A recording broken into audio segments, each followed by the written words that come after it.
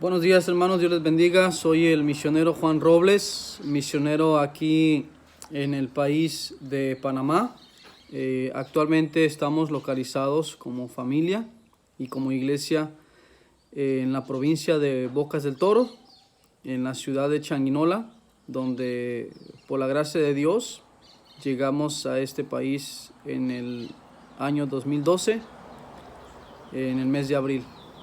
Dios nos ha dado un privilegio de poder servir al Señor en esta provincia, una provincia pues donde hay aproximadamente un 80% de gente indígena, un 10% de latinos y tal vez otro 10% de extranjeros. Y bueno, el Señor nos trajo a este país porque pues Dios nos permitió estudiar en un colegio bíblico en mi país, en México. Soy mexicano. Y bueno, ahí donde el Señor nos pudo enseñar la gran necesidad de no solamente predicar el Evangelio en nuestro país, en México, sino también hacerlo en muchos otros países.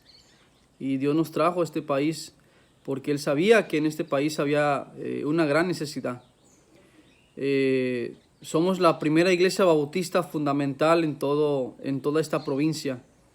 Gracias a Dios ya se encuentra otra iglesia localizada en la frontera de Panamá con Costa Rica, en el pueblo de Guavito.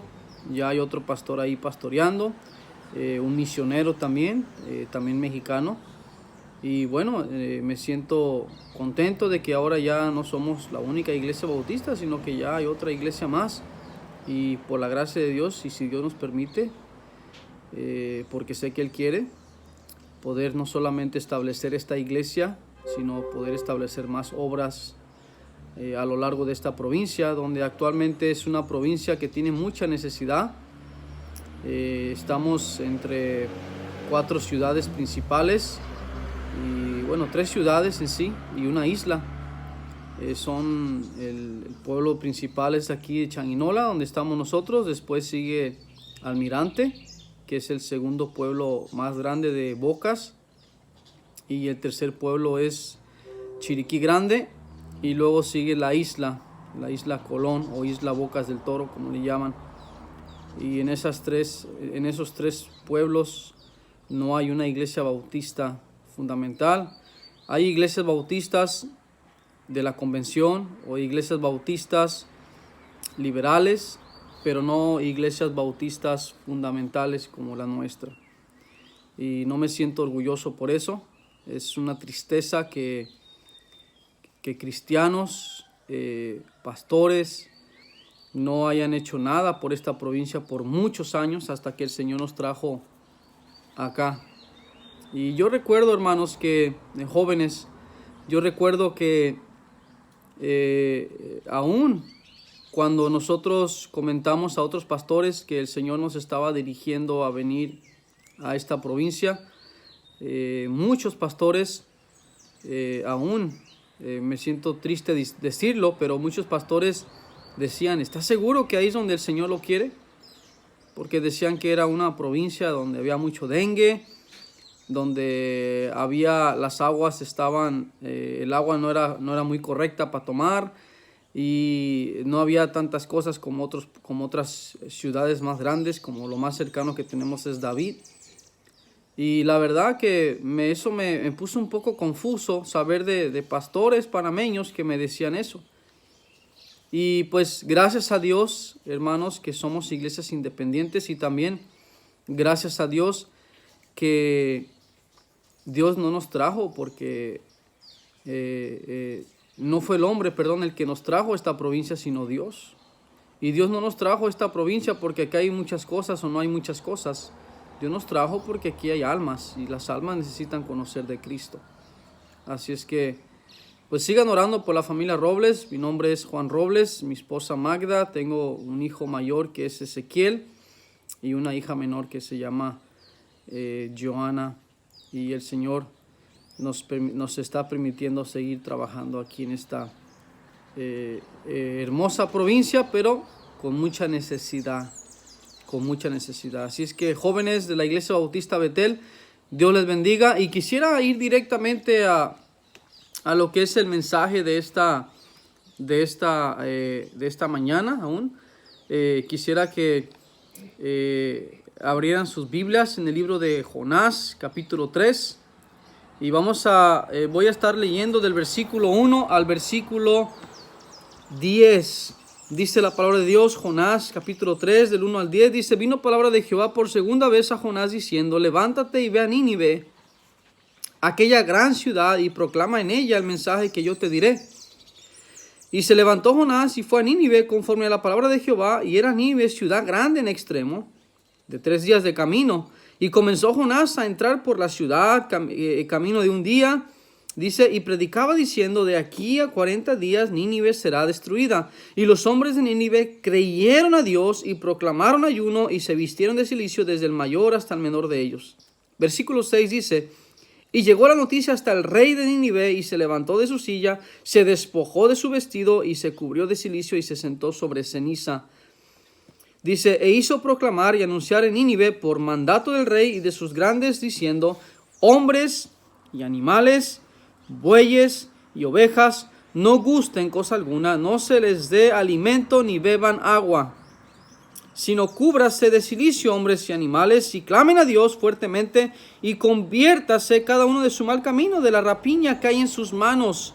Versículo 9 dice: ¿quién sabe si se volverá y se arrepentirá Dios y se apartará del ardor de su ira, y no pereceremos? Versículo 10, para finalizar nuestra lectura, dice: y vio Dios lo que hicieron, que se convirtieron de su mal camino, y se arrepintió del mal que había dicho que les haría, y no lo hizo. Vamos a orar. Señor, bendice tu palabra, y gracias, Dios, por el privilegio que me das de poder enseñar a este grupo de jóvenes de la Iglesia Bautista Betel en la ciudad de Panamá, con el pastor Guisado. Bendice, Señor, su obra que tú le has permitido tener allá. Y gracias, Dios, por todo. En Cristo Jesús. Amén. Quiero hablar, hermanos, en esta mañana acerca del tema: ¿de qué depende la obra misionera? ¿De qué depende la obra misionera? Déjenme darles unos datos que no son los más correctos, porque esto fue hace unos años que yo di estos datos. Me imagino que son datos muchos mayores de los que les voy a decir, pero cada minuto mueren aproximadamente, tal vez un poquito más de 50 personas en todo el mundo. Imagínense, hermanos. Cada hora mueren 9,000 personas en todo el mundo. Cada día mueren 205,900 personas en todo el mundo. Cada semana mueren 1,440,000. Cada mes mueren 6,380,900. Cada año mueren 74,900,000. Y 3 millones nunca han escuchado el Evangelio ni una vez. Tal vez no sea una estadística al 100% segura, pero es casi seguro de lo que yo les estoy diciendo. Esto lo enseñé ya hace un tiempo. Regularmente uno como misionero, somos misioneros en este país. El tiempo que Dios nos ha permitido, nos permitió antes de llegar aquí a Panamá, tuvimos que recorrer casi 400 iglesias, hermanos, para poder obtener un sostenimiento adecuado, no al 100%. Nunca ningún misionero va a poder llegar al campo misionero con un 100% de su sostén. Pero la obra misionera y su obra, queridos jóvenes, depende no de nosotros. La obra misionera y su obra depende de lo alto, depende de Dios. Yo siempre he dicho que el corazón de Dios siempre serán misiones en el mundo entero. Él como el primer misionero, recuerden que Jesucristo fue el primer misionero. Él dejó su gloria, dejó su reino, vino a este mundo a dar su propia vida en rescate de muchos. Mi familia en lo personal fue salva por la obra misionera en los Estados Unidos, más o menos en los años 80. por un pastor misionero mexicano que murió, ya está en el cielo, el pastor Francisco Gil Castañeda, que ya está en el cielo. Hace 17 años él falleció y fue a la gloria con Dios. Y eso, en una corta edad, me puso un deseo de algún día ser un misionero como mi primer pastor. Pero la gran pregunta es, queridos jóvenes, es ¿de qué depende entonces la obra misionera? ¿De qué depende entonces la obra misionera? Mira el versículo 1 del capítulo 3 de Jonás. Dice, vino palabra de Jehová por segunda vez a Jonás diciendo. ¿De qué depende, joven, de la Iglesia Bautista Betel, la obra misionera? La obra misionera depende de la palabra de Dios. Jonás había sido llamado a predicar el evangelio en una ciudad que odiaba a Dios. Recuerden que era una ciudad terrible, era una ciudad donde se dice en la historia, ¿verdad?, que Nínive era una ciudad donde tomaban aquel que predicaba de Cristo, aquel que predicaba de Dios, de Jehová, y le quitaban totalmente su piel de su cuerpo. Imagínense, Jonás no quería ir a una ciudad donde él sabía que él iba a morir así. Y dice que los llenaban de sal una vez que les quitaban la piel. Así es que esa era la razón por la cual él no quería ir. La pregunta que te hago, ¿irías tú a una ciudad así? ¿Irías tú a una ciudad así? Me imagino que no. Pero la palabra de Dios había sido dada. Y como tal, querido joven, es un mandato de parte de Dios. La palabra de Dios tiene que ser escrita también en otras lenguas, en otros idiomas. Tú y yo, querido joven, querido hermano, somos responsables de eso.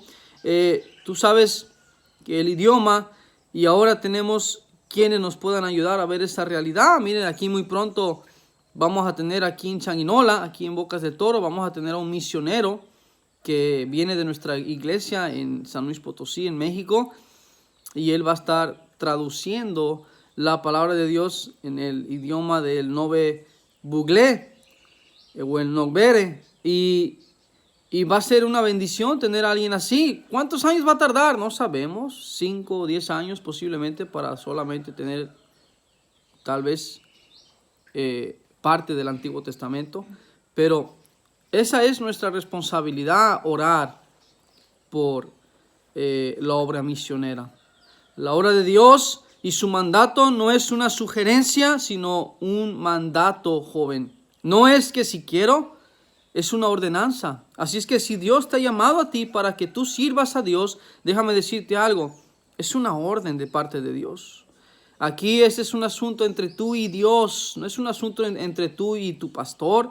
Yo no puedo enviar a un joven si no tiene un llamado a que comience una obra en Almirante. Si no tiene un llamado, puede hacerlo, puede ir y puede ganar almas y en algún futuro poder establecer una iglesia dejando a un pastor o misionero ahí.